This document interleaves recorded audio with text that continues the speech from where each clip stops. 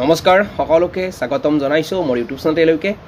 BTR শিক্ষক নিযুক্তি নিম্ন প্ৰাথমিক আৰু উচ্চ প্ৰাথমিকৰ নিযুক্তি সম্পৰ্কে এইটো ভিডিঅ'ৰ জৰিয়তে আলোচনা কৰি বিচাৰিছো যিসকল প্ৰাৰ্থীয়ে বিটিআৰ শিক্ষক নিযুক্তিৰ নিম্ন প্ৰাথমিক আৰু উচ্চ প্ৰাথমিকত আবেদন কৰিছিল সেই সকল প্ৰাৰ্থীৰ কাৰণে ভিডিঅ'টো যথেষ্ট গুৰুত্বপূৰ্ণ হয় অলৰেডি যেহেতু বিটিআৰ শিক্ষক নিযুক্তি নিম্ন প্ৰাথমিক আৰু উচ্চ প্ৰাথমিকৰ ফিজিকেল ডকুমেণ্টছ ভেৰিফিকেশ্যন সম্পন্ন হৈছে আৰু তাৰ পিছৰে পৰা যেহেতু প্ৰাৰ্থীসকলে নিযুক্তিৰ কাৰণে অপেক্ষা কৰি আছে আৰু এই নিযুক্তিৰ কাৰণে ফাইনেল সিলেকশন লিষ্ট কেতিয়া ওলাব হেইটোৰ বিষয়ে যেহেতু প্ৰাৰ্থীসকলে জনাৰ কাৰণে অপেক্ষা কৰি আছে আৰু প্ৰাৰ্থীসকলে অধীৰ আগ্ৰহেৰে বাট চাই আছে যে সোনকালে নিযুক্তি হৈ যাওক যেহেতু বিটিআৰত ইলেকশন আহি আছে আৰু বিটিআৰৰ ইলেকশন আগতে যেহেতু নিযুক্তি দিব লাগিব তাৰ কাৰণে যেহেতু প্ৰাৰ্থীসকলে অধীৰ আগ্ৰহেৰে বাট চাই আছে আৰু প্ৰায় কামখিনি যেহেতু সম্পন্ন হৈছে ফিজিকেল ডকুমেণ্টছ ভেৰিফিকেশ্যন কিন্তু এতিয়ালৈকে ফাইনেল সিলেকশন লিষ্ট পাব্লিছ হোৱা নাই অৰ্থাৎ ৰিজাল্ট ঘোষণা কৰা হোৱা নাই আৰু যাৰ কাৰণে প্ৰাৰ্থীসকলে জানিব ইচ্ছা কৰি আছে যে নিযুক্তি সঁচাকৈ কেতিয়া হ'ব ইলেকশ্যনৰ আগত হ'ব নে ইলেকশ্যনৰ পিছত হ'ব যেটো নেকি এতিয়া বহুত সমস্যাত পৰিছে প্ৰাৰ্থীসকলে কেতিয়া হ'ব যেটো ইলেকশ্যন আহি আছে গতিকে ইলেকশ্যনৰ আগত হ'ব নে ইলেকশ্যনৰ পিছত হ'ব যেটো এতিয়ালৈকে কোনো ধৰণৰ নটিচ পাব্লিছ হোৱা নাই বিটিআৰ শিক্ষা বিভাগৰ ফালৰ পৰা কিন্তু যোৱাকালি প্ৰমোদ বড়ো ডাঙৰীয়াৰ সাংবাদিকৰ প্ৰশ্নৰ উত্তৰত আমি জানিব পাৰিছো যে বিটিআৰ শিক্ষক নিযুক্তিৰ লেট হোৱাৰ যেটো কাৰণ হেটো কাৰণ আপোনালোকক জনাব বিচাৰিছো কাৰণ বিটিআৰ শিক্ষক নিযুক্তিৰ নিম্ন প্ৰাথমিকৰ আৰু উচ্চ প্ৰাথমিকৰ যেটো ফিজিকেল ডকুমেণ্টছ ভেৰিফিকেশ্যন সম্পন্ন হৈছে তাৰ কাৰণে যেটো প্ৰাৰ্থীসকলে অপেক্ষা কৰি আছে আৰু এটো খবৰ জনাৰ কাৰণে যেটো সকলোৱে অধীৰ আগ্ৰহেৰে বাট চাই আছে এতিয়া কথাটো হল যে প্ৰমোদ বড়ো ডাঙৰীয়াই জনোৱা মতে যে এছআইৰ এটা কাম বাকি আছে আৰু সেই এছআইটো আহিলেই দুই দিনৰ ভিতৰতে হয়তো নিযুক্তি হৈ যোৱাৰ সম্ভাৱনা আছে আৰু হেটো সম্পূৰ্ণৰূপে নিৰ্ভৰ কৰিব ষ্টেট গভৰ্ণমেণ্টৰ ওপৰত যেটো নেকি মুখ্যমন্ত্ৰী প্ৰমোদ বড়ো ডাঙৰীয়াই নিজ মুখেৰে কৈছে আৰু পোষ্ট ক্ৰিয়েশ্যন আৰু ৰিটেনশ্যনৰ যেটো ক্লেৰিফিকেশ্যন হে ক্লেৰিফিকেশ্যনৰ কাৰণে ষ্টেট গভৰ্ণমেণ্টৰ এটা পাৰমিশ্যন আহিব লাগিব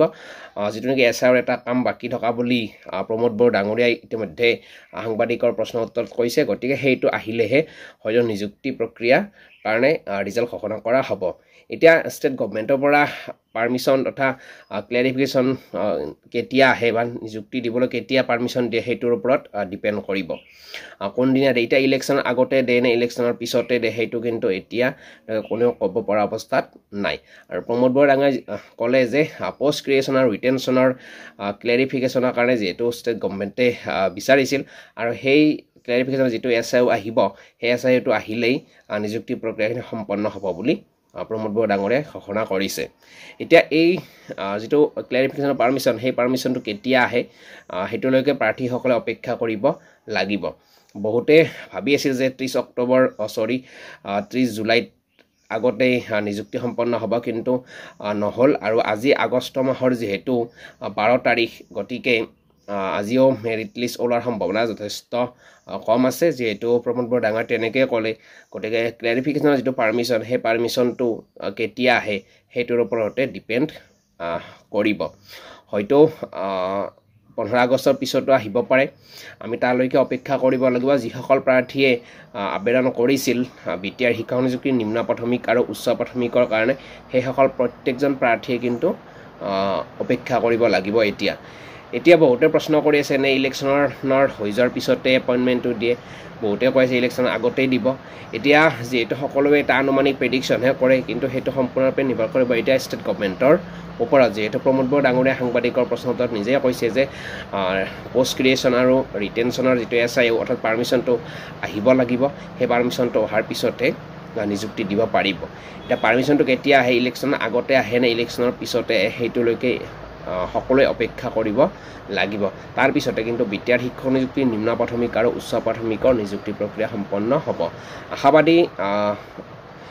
15 আগষ্টৰ পিছত বা 15 আগষ্টৰ আগত নহলে 15 আগষ্টৰ ঠিক পিছতেই নিযুক্তি হ'বলৈ আমি আশাৰে বাট চাই আছো আৰু যেহেতু বিটিআৰত ইলেকশ্যন আহি আছে হয়তো 20 তাৰিখৰ পৰা বিটিআৰত ইলেকশ্যনৰ কোড অফ কণ্ডাক্ট লাগিব পাৰে তাৰ আগতে যাতে নিযুক্তিটো সম্পন্ন হয় তাৰ কাৰণে আমি আশা কৰিছো আৰু সেই আশাটো যাতে সকলোৱে ফলৱতী হয় তাৰ কাৰণে অধীৰ আগ্ৰহেৰে আমি বাট চাই আছো আৰু আমি অধীৰ আগ্ৰহেৰে বাট চাই আছো যে বিটিআৰ শিক্ষক নিযুক্তি নিম্ন প্ৰাথমিক আৰু উচ্চ প্ৰাথমিকৰ নিযুক্তি প্ৰক্ৰিয়া ইলেকশ্যনৰ আগত অৰ্থাৎ কোড অফ কণ্ডাক্ট লগাৰ আগতে সম্পন্ন হ'ব বুলি আশাৰে বাট চাই আছোঁ আৰু ষ্টেট গভৰ্ণমেণ্টৰ যিটো পাৰ্মিশ্যন সেই পাৰ্মিশ্যনটো অহাৰ পিছতে হয়তো নিযুক্তি প্ৰক্ৰিয়াটো সম্পন্ন হ'ব। এইখিনিয়ে, ধন্যবাদ।